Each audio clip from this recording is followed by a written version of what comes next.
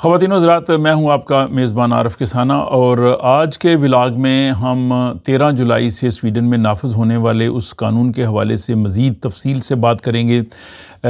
جس کے حوالے سے لاکھوں یہاں پہ جو تارکین وطن ہیں وہ جاننا چاہتے ہیں، کیونکہ ان کے مستقبل کا جو ہے وہ دار و مدار اس قانون کے حوالے سے ہے۔ اور اس ولاگ کا مقصد آپ کو پریشان کرنا نہیں ہے یا آپ کو ڈرانا نہیں ہے، بلکہ آپ کو وہ اصل صورتحال بتانا ہے، تاکہ اگر آپ کو اس صورتحال کا علم ہوگا تو آپ اپنے آپ کو بھی تیار کر سکیں گے اور کسی بھی خطرے سے بچ سکیں گے۔ تو ولاگز کا مقصد یا یہاں پہ جو قانون بنتے ہیں ان کا مقصد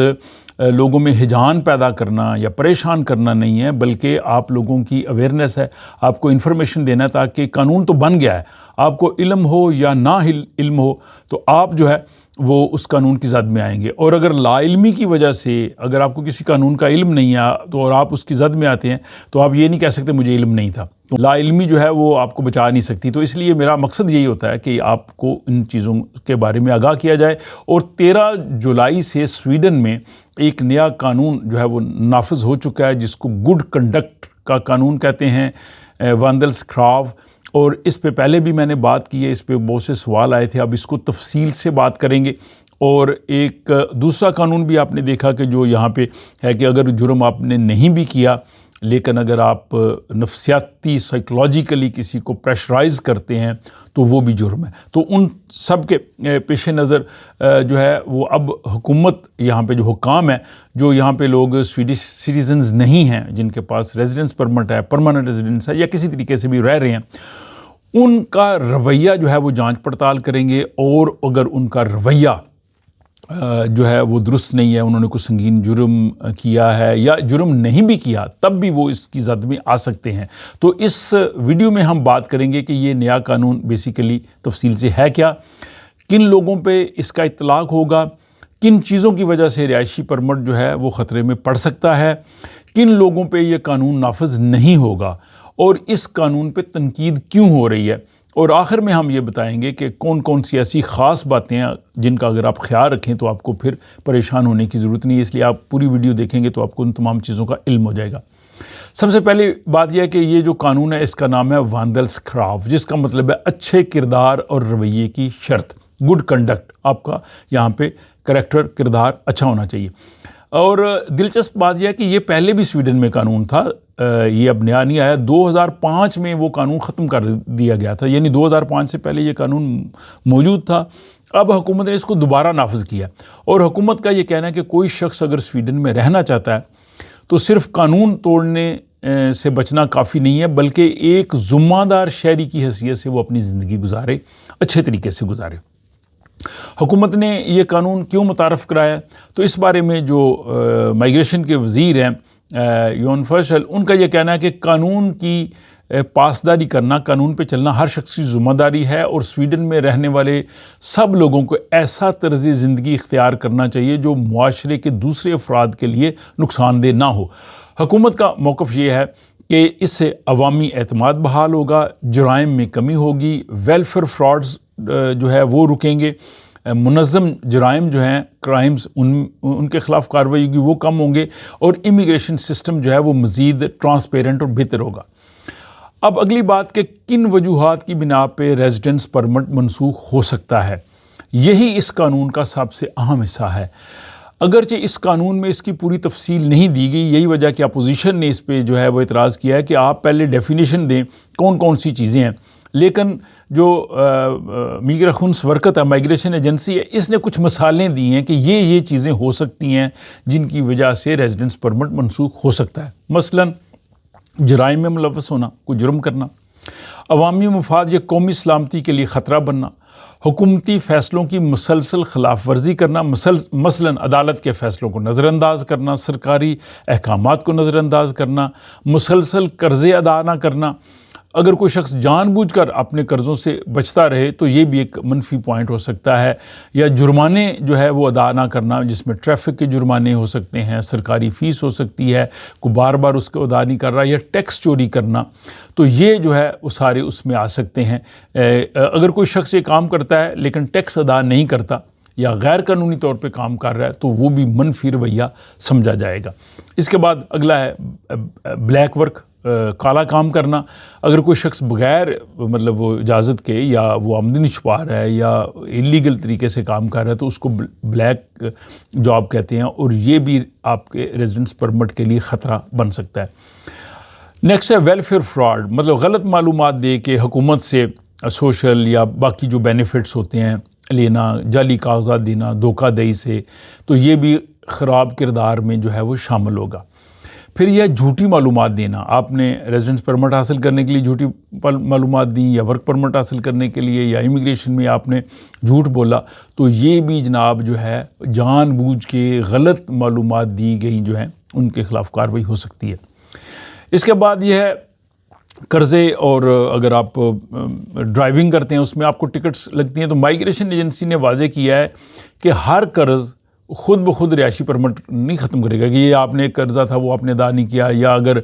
آپ کو کوئی کسی دفعہ اوور سپیڈنگ کی وجہ سے ٹکٹ لگ گئی ہے، وہ نہیں ہے۔ لیکن وہ کہتے ہیں جی بار بار اگر ایک کام کریں، بار بار اوور سپیڈنگ کر رہے ہیں، بار بار آپ کو فائن ہو رہا ہے، بار بار قانون شکنی کر رہے ہیں، بار بار آپ قرضے ادا نہیں کر رہے، تو پھر وہ مجموعی طور پہ جو ہے وہ ایک بنے گا، ایک دو بار سے کوئی ایسی چیز نہیں ہے۔ اچھا، اس میں ایک اگلی بڑی امپورٹنٹ چیز ہے کہ صرف جرم ہونا ضروری نہیں ہے، یعنی اس قانون کی سب سے اہم بات یہ ہے کہ زیادہ تر فیصلے جرائم کی بنیاد پہ ہوتے تھے، لیکن اب وہ بھی چیزیں اس میں آئیں گی جو معاشرے کے خلاف جو ہے وہ ذمہ داری سمجھے جاتے ہیں۔ اور اس میں جو دوسرا قانون بنا ہے جس پہ میں نے ولاگ بنایا تھا کہ کسی کو دھمکی دینا، کسی کو نفسیاتی پریشرائز کرنا، کسی کی جاسوسی کرنا، کسی کو ڈسٹرب کرنا، وہ بھی جرم ہے۔ تو اگر اس کو بھی اس میں ملا لیں تو آپ کو بات کی جو ہے وہ صحیح سمجھ آ جائے گی کہ سچویشن کیا ہے۔ اچھا، کون سی چیزیں اس میں شامل نہیں ہیں؟ تو کچھ ایسی چیزیں جو اس میں شامل نہیں ہیں، مثلا بھیک مانگنا وہ سویڈن میں جرم نہیں ہے،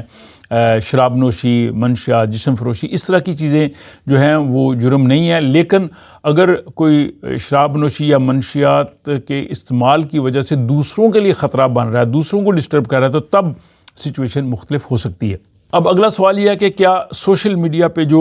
لوگ معلومات شیئر کرتے ہیں، پوسٹ بناتے ہیں، یا سوشل میڈیا پہ جو مختلف قسم کی وہ باتیں کرتے ہیں، کیا وہ بھی اس میں شامل ہیں یا نہیں؟ تو قانون کے مطابق اگر آپ کوئی کسی بارے میں رائے دیتے ہیں تو وہ ایسا نہیں ہے، لیکن اگر جو پرتشدد تنظیمیں ہیں، جو اللیگل ہیں یا انتہا پسند گروہ ہیں یا مجرمانہ نیٹ ورک ہے، اگر ان کے ساتھ آپ کا تعلق ہوگا تو پھر اس کو دیکھا جائے گا۔ ادروائز اگر آپ بات کرتے ہیں، حکومت پہ تنقید کرتے ہیں، پالیسیز پہ کرتے ہیں، تو وہ اس پہ چیز نہیں ہے، یا کسی کی آپ عزت نہیں اچھال رہے تو وہ اس میں نہیں ہے۔ مائیگریشن ایجنسی کا کہنا ہے کہ ہر کیس جو ہے وہ الگ ہے، انفرادی طور پہ دیکھا جائے گا۔ ایک تو جنرلی انہوں نے کنڈکٹ بتا دیا، لیکن اس کے بعد ہر کیس کا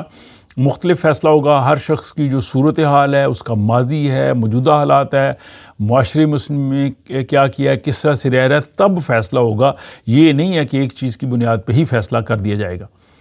اچھا، اگلا سوال یہ ہے کہ کیا پرانے کیسز بھی اس میں آئیں گے؟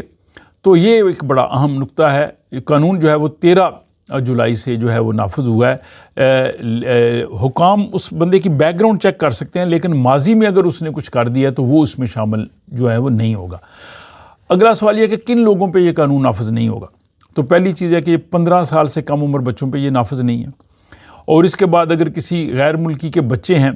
تو فیصلہ کرتے وقت جو ہے وہ بچوں کے بہترین مفاد کو بھی دیکھا جائے گا، کہ اگر وہ فیملی، اگر پیرنٹس میں سے کوئی یہ کر رہا ہے، بچے ان کے ساتھ رہ رہے ہیں، وہ بھی جو ہے۔ اور اس کے بعد جو سٹیزن ہیں، یورپی سٹیزن ہیں، سویڈش سٹیزنز ہیں، وہ اس کی زد میں نہیں آتے۔ جو جن کے پاس سٹیزن شپ نہیں ہے وہ اس میں آئیں گے۔ حکومت نے مزید وضاحت کیا کہ یورپی یونین اور جو بین الاقوامی قوانین کی وجہ سے کچھ رہائشی کیٹیگریز جیسے جو پناہ گزین ہیں یا جن لوگوں کو تحفظ کی وجہ سے یہاں پہ رکھا گیا ہے، وہ ان کے لیے بھی کارروائی نہیں ہو سکے گی، کیونکہ ان کو پروٹیکشن کے تحت رکھا جا رہا ہے۔ اب سوال یہ ہے کہ اس قانون پہ تنقید کیوں ہو رہی ہے؟ تو یہی اس کا ایک اہم پہلو ہے۔ اس میں سویڈن کے جو بڑے قانونی ادارے ہیں، جیسے پارلیمانی محتسب ہے جے او، اس نے، اور اس کے علاوہ اپسالا یونیورسٹی کے کچھ قانونی ماہرین تھے، سویڈش بار ایسوسیشنز ہیں، انہوں نے کہا ہے کہ قانون اچھا یا خراب کی انہوں نے واضح تعریف نہیں کی۔ جیسے میں نے شروع میں کہا، کچھ مثالیں انہوں نے ضرور دی ہیں۔ تو اس وجہ سے جو کیس آفیسر ہے جس نے فیصلہ کرنا ہے اس کے پاس ایک وسیع اتھارٹی ہے، اس کے خیال میں یہ چیز غلط ہو سکتی ہے، ہو سکتا دوسرے آفیسر کے خیال میں یہ غلط نہ ہو۔ تو یہ چیزیں جو ہیں یہ امپورٹنٹ ہے کہ سب کے لیے شاید وہ ایک جیسی چیز نہ ہو۔ کسی کے لیے ہو سکتا ہے آپ نے 2-3 دفعہ کوئی خرابی کام کی، اس کے لیے بہت جو ہے وہ سنگین بات ہو، دوسرا سمجھے یار کوئی بات نہیں، بندہ ہے، بشر ہے، ہو جاتا ہے۔ تو یہ یعنی اس پہ چیز ہے۔ اسی لیے جو انسانی حقوق کی یہاں پہ تنظیمیں انہوں نے خبردار کیا کہ اگر قانون کی تشریح بہت وسیع انداز میں کی گئی تو آزادی رائے وہ بھی متاثر ہو سکتی ہے۔ کچھ قانونی ماہرین کا خیال ہے کہ کسی شخص کے جو خیالات ہے یا رائے ہے اس کو بلا جواز امیگریشن فیصلوں میں استعمال کیا گیا تو یورپی انسانی حقوق کے کنونشن کے اصولوں کی سے بھی متصادم ہوگا۔ دوسری طرف حکومت کا یہ کہنا ہے کہ یہ قانون سویڈش آئین اور یورپی قانون کے تحت اور بین الاقوامی معاہدوں کے تحت جو ہے وہ بنایا گیا۔